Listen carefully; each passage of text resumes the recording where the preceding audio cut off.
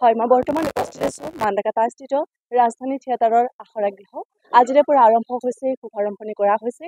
মই পোনে মই যাব বিচাৰিছো ট্ৰেজেডি কিং, যাক আমি জানোৱে, যাৰ দুৰ্দান্ত অভিনয় আমি চাই আহিছো। তেখেত মোৰ লগত উপস্থিত আছে। পোনপ্ৰথমে আপোনাক শুভেচ্ছা জ্ঞাপন কৰিছো। কি ক'ব আজিৰ এই শুভক্ষণত আপোনাৰ মনৰ অনুভৱ? বৰ সুখকৰ। ৰাজধানী থিয়েটাৰত যেতিয়া মই প্ৰথম চুক্তিবদ্ধ হওঁ তেতিয়া ভবা নাছিলোঁ যে আজিৰ তাৰিখত এনেকুৱা এটা পৰিৱেশ মই দেখা পাম। ভাবিছিলোঁ এখন থিয়েটাৰ হ'ব, আমি থিয়েটাৰ এখন খোলাৰ দায়িত্ব আছে, আমাৰ এখন বিদ্যমানৰ সংস্থাপনৰ দায়িত্ব আছে, আমি ওলাই আহিছিলোঁ। কিন্তু এনেকুৱা এটা পৰিৱেশৰ সৃষ্টি কৰিব বুলি বাছুৰৈ আৰু মল্লিকাৰে আমি কল্পনাও কৰা নাছিলোঁ। আজি আপোনালোকে দেখিছে সমগ্ৰ উত্তৰ গুৱাহাটীৰ পৰা ধৰি মান্দাকাটাৰ পৰা ধৰি বেজেৰালৈকে সমস্ত অঞ্চল কেৱল ৰাজধানী হৈ পৰিছে। এয়া আমাৰ কাৰণে মঙলময় কথা। আৰু মই বিশ্বাস এই ৰাজধানী যিটো বতাহ, এই বতাহ খুব সোনকালে আপোনালোকৰ জৰিয়তে অসমৰ ৰাইজৰ মাজলৈ গুচি যাব। আৰু মই এটা কথা কওঁ, তিনিখন সৰ্বাংগ সুন্দৰ নাটক আমি ল'ব কৰিব বিচাৰিছোঁ।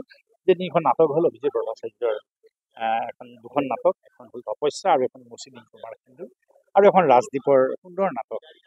এই মুহূৰ্তত যদি আমি এনি ভাৰতৰ দৰ্শকৰ বাবে আপোনাৰ পৰা এটি সংলাপ বিচাৰো। হয়, ৰাজদ্বীপৰ নাটকখনৰ নাম হ'ল বিশ্বনাথ দিয়ে আছে। মই দুখন নাটকত দুটা সংলাপ কৰিম। এতিয়া সেন্দুৰখিনি দেখিছো নহয়, তোমাৰ কপালখন মোৰ এনেকুৱা লাগে। এই সেন্দুৰখিনি দেখিলে কেতিয়াবা এনেকুৱা ভয় লাগে জানা। চুলিখিনি দেখিলে কেতিয়াবা মৰম লাগে, কেতিয়াবা ভয় লাগে। এই যে হাতখন তোমাৰ বন্ধু হয়, এইখন হাতেৰে তোমাক সেন্দুৰ পিন্ধাম, এইখন হাতেৰে তোমাৰ চুলি চুম, চকু চুম। কিন্তু কেতিয়াবা এনেকুৱা লাগে এই হাতখন তোমাৰ শত্ৰু হৈ উঠিব আৰু মুচি দিব তোমাৰ সেন্দুৰ।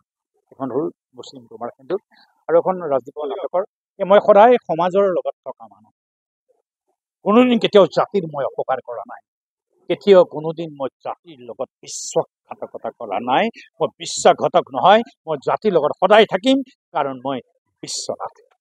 নিশ্চয়কৈ এয়া আছিলে আমাৰ সঁচাকৈ মৰমৰ অভিনেতাগৰাকীৰ এটি সংলাপ। এইবাৰ নতুনকৈ সংযোজন হোৱা ৰাজধানী থিয়েটাৰৰ তিনিখন নাটক আপোনালোকে গম পাইছে যে মুচিদিম তোমাৰ সেন্দুৰ, তপস্যা আৰু বিশ্বনাথ জীয়াই আছে। আমি পুনৰবাৰ শুভেচ্ছা জ্ঞাপন কৰিছো আপোনালোক সকলোলৈ। হয়, আমি এনি ভাৰতৰ দৰ্শকক পুনৰবাৰ সামগ্ৰিক পৰিৱেশ দেখুৱাবলৈ চেষ্টা কৰিছো। ইমান ধুনীয়াকৈ সজাই পৰাই ৰখা হৈছে, সজাই পৰাই তোলা হৈছে আখৰা গৃহ। আজি এই আখৰা গৃহত শুভাৰম্ভণি কৰা হৈছে, আৰু এই আখৰা গৃহত শুভাৰম্ভণিত বিভিন্ন ধৰণৰ ইয়াতে কলা কৌশলীসকল আহি উপস্থিত আছে। প্ৰযোজিকা বাইদেউ আছে, আমি তেখেতৰ পৰা পোনপ্ৰথমে জানিবলৈ বিচাৰিম। যিহেতু আজি শুভাৰম্ভণি কৰা হৈছে, অসমৰ দ্বিতীয়গৰাকী আপুনি মহিলা প্ৰযোজিকা, কি ক'ব, কেনেকুৱা অনুভৱ? খুব ভাল অনুভৱ। আজি মানুহৰ যিটো আমাৰ হিন্দোল ভাঙি অহাৰ নিচিনা আহিছে গোটেই অসমবাসী ৰাইজ।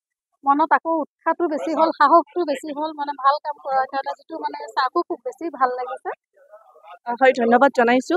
এয়া আছিল আমাৰ প্ৰযোজিকা মল্লিকা ৰয় বাইদেউ। আমি আশা কৰিছো এইদৰে ৰাজধানী থিয়েটাৰ আগুৱাই যাব। এনি ভাৰত 24ৰ প্ৰথম প্ৰয়াস, জুবিন গাৰ্গৰ গীতৰ প্ৰতিযোগিতা। জুবিনৰ গানে কি আনে।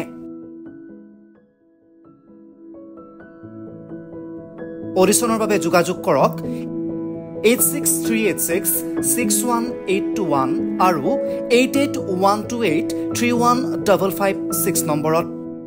এনি ভাৰত 24 উদ্যোগত এটা নতুন সংগীতৰ প্ৰতিযোগিতা আয়োজন কৰা হৈছে, য'ত মোৰ গানৰ প্ৰতিযোগিতা হ'ব।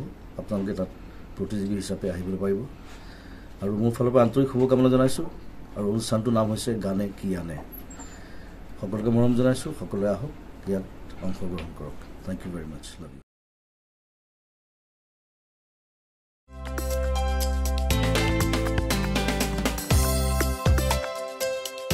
আপোনাৰ ঘৰখন আৰু অফিচ চালে চকুৰোৱাকৈ সজাওক।